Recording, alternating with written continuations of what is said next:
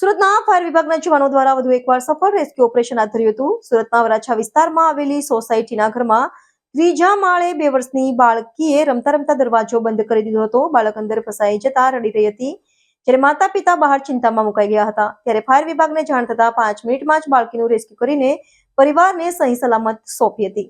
મળતી માહિતી પ્રમાણે સુરતના વરાછા વિસ્તારમાં માતાવાડી ખાતે હેમકુંજ સોસાયટી આવેલી છે, જેમાં 55 નંબરના ઘરમાં ત્રીજા માળે ચૌહાણ પરિવાર રહે છે. પરિવારની 2 વર્ષની દીકરી ઘરની અંદર રમી રહી હતી, જ્યારે માતા બહાર હતી. દરમિયાન બાળકીએ રમતા રમતા ઘરનો દરવાજો અંદરથી બંધ કરી દીધો હતો. બાળકી અંદર ફસાઈ ગઈ હતી અને માતા બહાર હતી. બાળકી અંદર ફસાઈ જતા રડવા લાગી હતી. માતા દ્વારા બૂમાબૂમ કરવામાં આવતા આસપાસ લોકો દોડી આવ્યા હતા અને બાળકીના પિતાને પણ જાણ કરવામાં આવતા તે દોડી આવ્યા હતા. બાળકી દરવાજા પાસે હોવાથી દરવાજો તોડી શકાય તે પ્રકારની કોઈ સ્થિતિ ન હતી અને અન્ય પ્રયાસો કરવામાં આવ્યા છતાં પણ દરવાજો ખુલી રહ્યો ન હતો, જેથી ફાયર બ્રિગેડને જાણ કરવામાં આવી હતી.